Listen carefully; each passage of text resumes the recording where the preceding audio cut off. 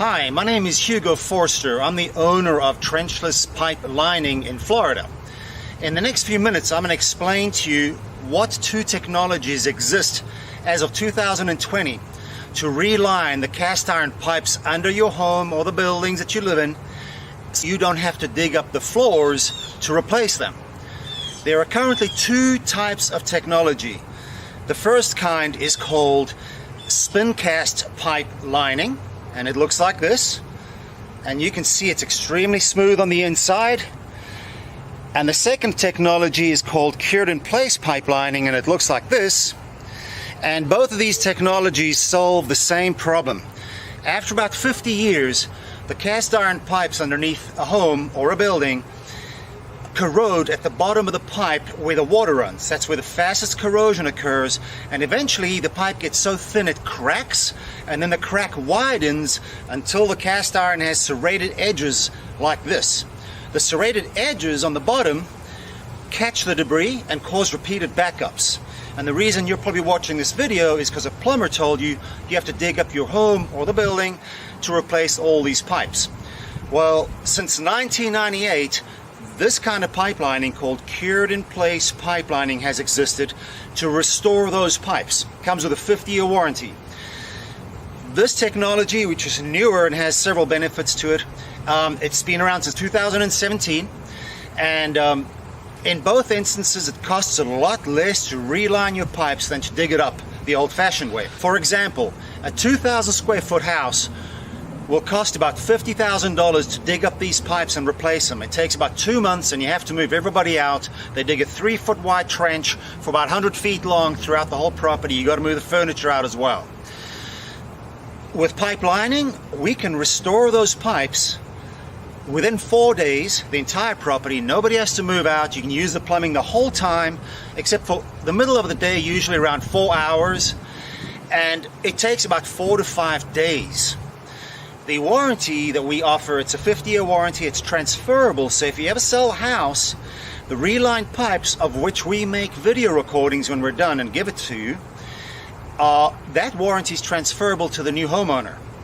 A lot of our clients are homeowners that just bought a property, experienced backups right away, and found out that they have to tear up all the floors that they just remodeled to replace the pipes.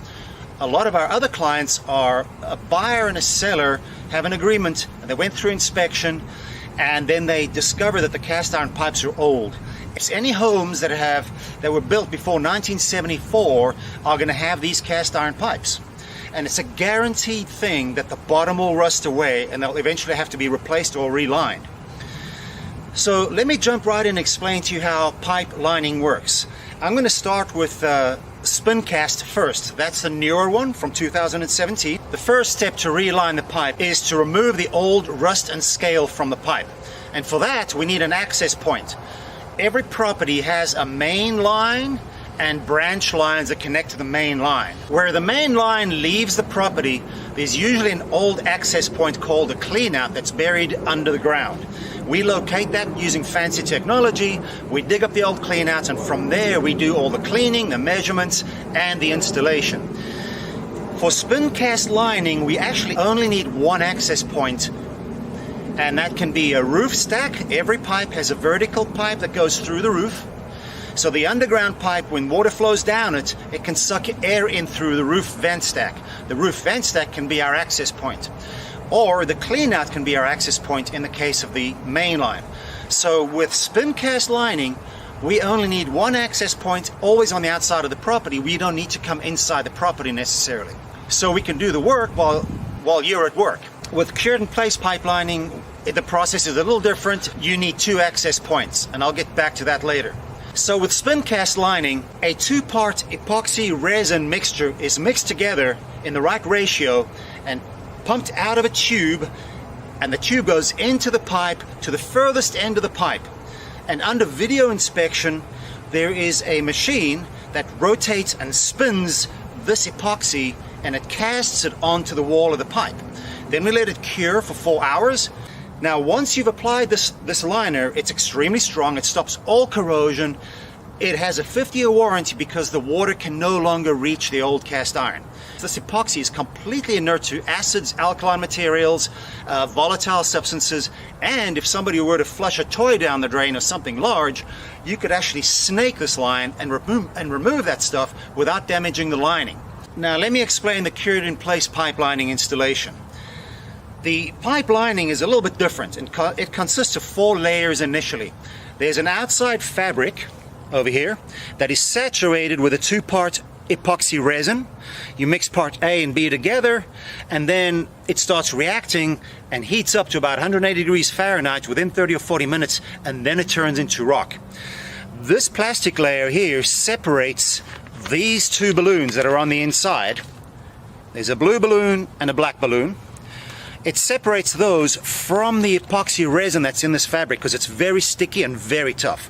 So this plastic allows us, when this is cured after 4 hours in the pipe, it allows us to pull everything out and leave behind your relined pipe.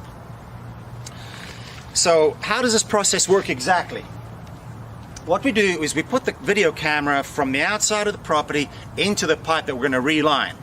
And let's pretend this is your main line going horizontally, and it has branch lines from, say, toilets, laundry, or kitchen. What we do is we put the camera from the outside of the property through the pipe, and when it's at this intersection, we make a mark on the cable outside of the property where the pipe emerges from the house. Then we push the camera to the next intersection like this, and we make another mark, and then we pull the whole camera out, and we lay it next to the lining we're going to install.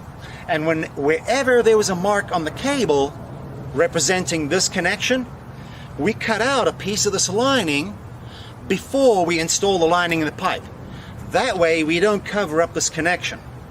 But it also means there's a small area of pipe that is unlined with this cured in place pipe lining. Now that's actually not a big issue as you would think, because this fitting, this piece here, is called a Y, because it looks like a Y sort of. And the cast iron Y is about twice as thick as the pipe that goes into it. So we can always see the video cameras, we can see that there are cracks in the bottom of the pipe till it reaches this. And then the cast iron Y is twice as thick, so it doesn't have the cracks in it. So the lining we install actually overlaps into the thick part of the Y.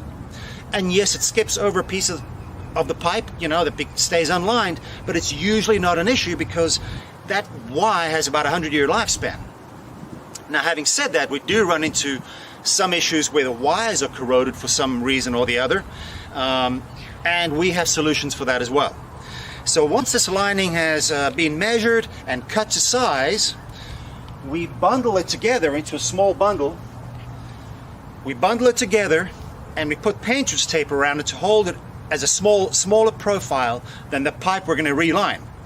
And then from the outside of the house where the clean out is, we pull this into the pipe using a cable until this lines up with this connection, and we stop, and then we inflate the balloons for 4 hours. The balloon pops the tape off, the tape stays between the cast iron and the lining, you'll never know it was there, and after 4 hours we pull out the balloon.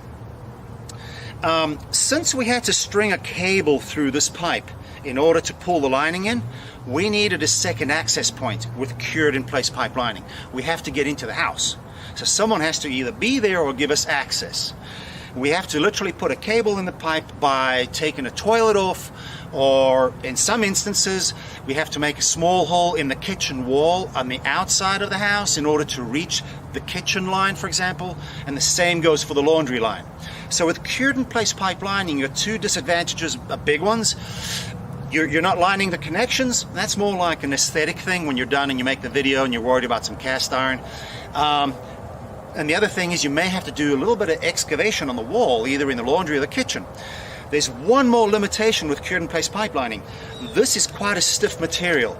If there are several bends in the pipe, every bend that this gets pulled around creates additional friction. So after 2 or 3 bends, you can't pull the lining in, and if it gets stuck and you can't pull it out, this will harden in this fashion, and it'll obstruct the pipe and you'll never get it out. You'll have to excavate through the floor or under the house to get it out. So this is a little more dangerous when it comes to pulling it through bends. With spin cast pipe lining, you can pull it, you can go through 5 bends if you like, and there's no disadvantage. Let me address the advantages and disadvantages of each type of pipe lining. I'll begin with the cured in place pipe lining since we discussed that last. Again, we need 2 access points. The lining can get stuck. If the lining is pulled in and just off by a fraction of an inch, this connection can be covered up, but the lining can extend into the connection just a fraction, and it can cause backups just because we have that lining inside the connection. Now we do have the technology to come in through the connection and polish that open with fancy tools. The technology that evolved with this stuff to clean the pipes and to remove excess lining has become very advanced. There's a whole series of patented tools that you have to buy when you get into this line of work. The upside of cured in place pipe lining is that it's a little thicker than spin cast pipe lining. So when you make the final video, it's a little smoother and aesthetically more appealing from that aspect.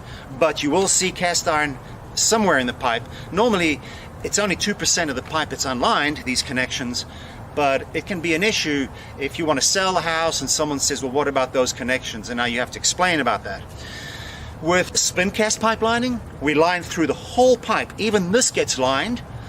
And when we come in through the branch line, the whole branch line gets lined, so 100% of the pipe gets lined. Spin cast is a little thinner, but it's not an issue in terms of strength because you're lining the pipe under the house. You don't have tree roots growing in. If you were to line a pipe outside of the house where tree roots can grow into the pipe, spin cast works, but in some instances, if the tree roots are too thick, like under oak trees, as opposed to palm trees, oak tree roots are very thick and stubborn, and they can crush even pipes, lined pipes. You have to use the strongest possible lining if you're lining pipes outside of the house, which is the case with cured in place pipe lining. Now let me show you a sample close-up of the thickness level of cured in place pipe lining versus spin cast pipe lining. On your right side is a spin cast, and you can see the surface is very smooth and slippery, right? Yes, on the other side we have cured in place pipe lining. The surface is also very smooth, but if you compare the thicknesses, the cured in place pipe lining is just a fraction thicker than the spin cast, but it's totally irrelevant for pipes that are underneath the property. Finally, let's look at some actual lined pipes so you know what to expect. This is cured in place pipe lining. The surface is relatively smooth because it's a little bit thicker than epoxy. This is where your first branch connections are. On the left and right are 2 bathroom branch lines. And then it transitions to another area where there's another connection on the right hand side over here. You can't see it because it's a 2-inch connection from a kitchen. That's your first 90-degree bend. Let's have a look at some spin cast pipe lining. This is an old pipe that was so rough it could barely be saved, but we were able to reline it using spin cast. And that is your first 90-degree bend coming up. And it's quite smooth. As you can see, it's very slippery. On the left side over here, you have a branch connection, and on the right side, you have a branch connection, and the entire pipe is lined, and the branch connections are wide open. This is a vertical roof drain that was lined. It had a vertical crack in it in a high-rise building, leaking into the walls every time it rained. The cured in place pipe lining wouldn't go around the multiple bends. There's your first bend. On the left is a connection from another part of the roof. It's another rain drain. And here comes your second bend in the pipe. There were actually 3 bends in total, so there's no way to save this with cured in place pipe lining. And that there is your final bend.